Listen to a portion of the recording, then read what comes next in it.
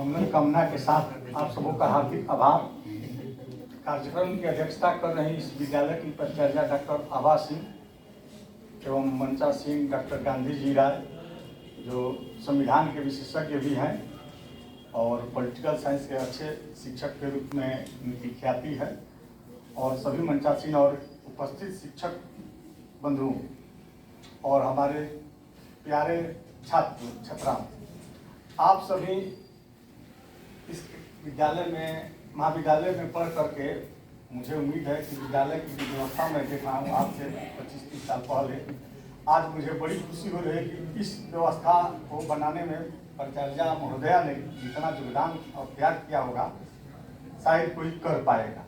मुझे बहुत प्रसन्नता हो रही है। पहले मैं प्राचार्य महोदय का हार्दिक आभार व्यक्त करता हूँ कि आपके जैसा व्यक्ति तो इस देश की जरूरत है।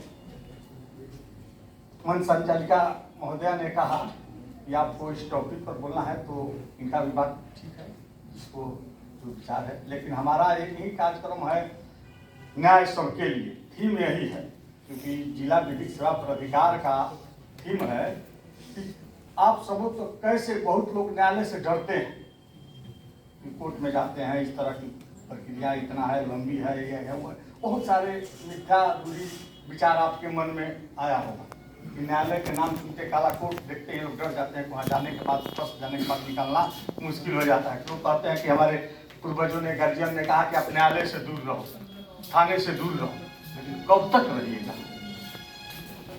तो अभी मौलिक अधिकार और कर्तव्य पर हमारे बीच बैठे हुए संविधान विशेषज्ञ बहुत ज़्यादा कहेंगे, लेकिन हम लोग चूँकि जो कानून से रिलेटेड वर्ड्स हैं उसी पर आपको प्रकाश डालेंगे। जो भी आप लोगों के लिए जरूरी हो उस बात को मैं जरूर रखूँगा, प्रयास करूँगा कि मेरा विचारों से आप सब सहमत भी होंगे।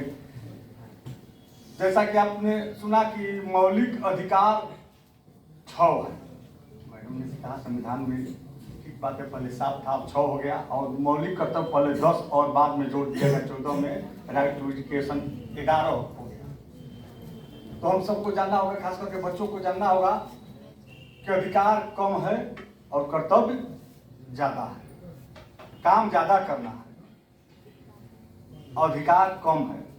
जब आप काम अधिक करेंगे तो आपको अधिकार मिलेगा, इसमें दो राय नहीं है। सब लोग आप पढ़ेंगे, तैयारी करेंगे, यूपीएससी निकालते हैं तो आप कलेक्टर भी बनिए, अधिकार आपको मिल जाएगा, कलेक्टर बनिएगा। लेकिन यहाँ क्या है कि कर्तव्य लोग नहीं करते हैं और अधिकार की ज़्यादा बातें।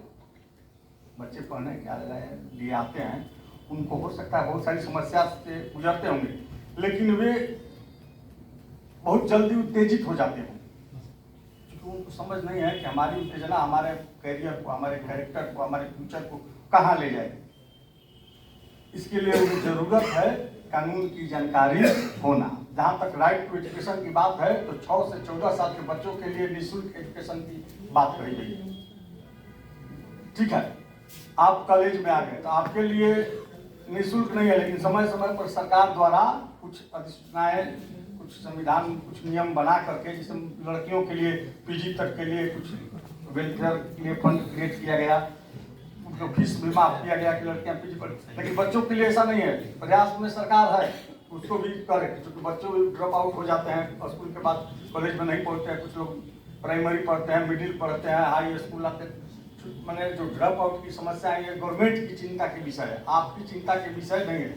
आपके लिए सबसे पहले जो भी विद्यार्थियों के लिए ये कैंप है, तो जानना होगा आप लोगों को कि हमें क्या करना है। तो पहले आपको एकदम वेल डिसिप्लिन रहना है।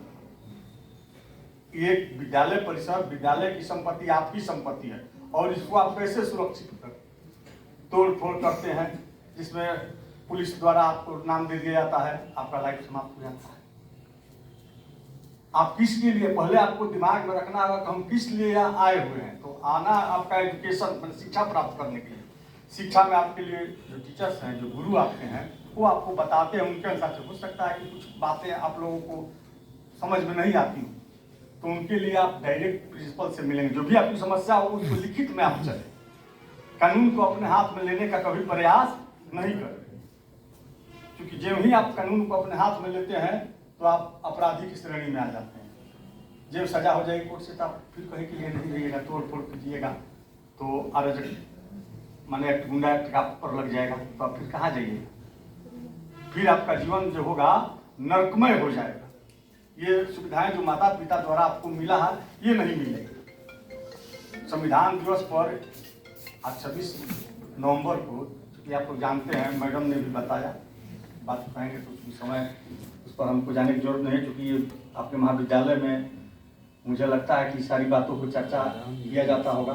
क्योंकि आपने पढ़ा होगा कि शासन के 3 अंग है, कार्यपालिका, न्यायपालिका और विधायिका। तो विधायिका कानून बनाती है, कार्यपालिका उसको एग्जीक्यूट करती है, पालन करती है, और न्यायपालिका देखती है कि कहाँ से रंग हुआ, गलत हो रहा है कि इम्प्लीमेंटेशन उसका कैसे है, इस पर हमारी चर्चा होती है।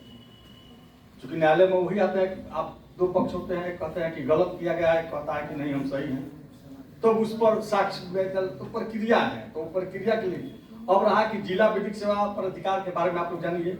ये चूंकि सुप्रीम कोर्ट का विचार है, उसने सोचा कि भाई सबको न्याय कैसे मिलेगा। बहुत गरीब तबके के लोग हैं जो आते हैं, मान लीजिए आप लोग भी आते हैं, पढ़ते होंगे, बहुत सारे बीपीएल में होंगे, बीपीएल के बच्चे हैं, उनके लिए सुविधाएं नहीं मिल पाती हैं। इन सारी चीज़ों की चर्चाएं हम करेंगे। तो नालसा का नेशनल लीगल सर्विस अथॉरिटी ये राष्ट्रीय स्तर पर है, इसका अध्यक्ष भारत के मुख्य न्यायाधीश होते हैं, और स्टेट में स्टेट लीगल सर्विस अथॉरिटी है, और डिस्ट्रिक्ट में डिस्ट्रिक्ट लीगल सर्विस अथॉरिटी है। इसका भी यहाँ के डिस्ट्रिक्ट जज होते हैं और चेयरपर्सन होते हैं। तो इसका कार्यक्रम करने का उद्देश्य इसलिए बच्चों के साथ लिया गया कि बच्चे बहुत सारे ऐसे हैं जो नहीं जानते हैं कानून क्या है। संविधान तो आप लोग पढ़ते होंगे कि न्यायपालिका का क्या फंक्शन है, कार्यपालिका किस तरह से काम करती है, चुनाव में भी आप मत देते हैं, 18 वर्ष के बाद उसको मत देने का अधिकार है। तो बहुत सारे आज हमारे देश के बीच कुछ समस्याएं हैं जिस पर चर्चा होती है। वोट आपको तो राइट मिल गया देने के लिए, लेकिन किस आधार पर आप वोट देते हैं? जात के आधार पर देते होंगे, धर्म के आधार पर देते होंगे, चाहे जिसको नहीं जानते हैं बिना जाने हुए देते हैं, किसी का घोषणा पत्र नहीं पढ़ते हैं। तो आज के बच्चे ही कल के पिता होते हैं, child is the father of man कहा गया है। तो आपको सोचना होगा, क्योंकि आप सब मुझे लगता है कि वोटर्स बन गए होंगे 18, सब लोग 18 है ना? नहीं है? हाँ, जो नहीं है उनके लिए भी जानकारी रखना होगा कि हम 18 बनेंगे तो किस आधार पर अपना मताधिकार का प्रयोग करेंगे। जब तक आप अच्छा प्रतिनिधि के बारे में जानेंगे नहीं, अच्छा, हमारे यहाँ बहुदलीय पार्टी व्यवस्था है, तो पार्टी के नाम पर हम वोट दे देते हैं, चाहे कोई भी खड़ा उसके बारे में हम नहीं जानते। तो यदि आप सब नहीं जागरूक रहेंगे तो देश में आप देख रहे हैं कि कितना भ्रष्टाचार हो रहा है, कितना अत्याचार हो रहा है, कितने पैसे को लोग माने पचा जा रहे हैं, सरकार का फंड आपका फंड है।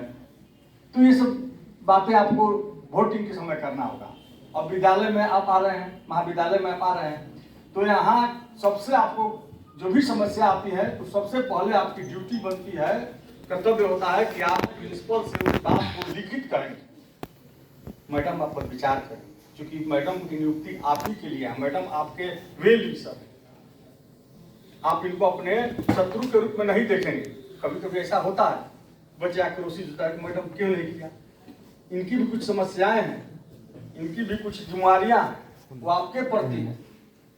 तो आप लोगों को क्या करना है, विद्यालय के प्राचार्य महोदया को, जो भी प्राचार्य हो, उनको कंट्रोल करना है। आपको ऐसे लोगों को बारे में जानकारी रखना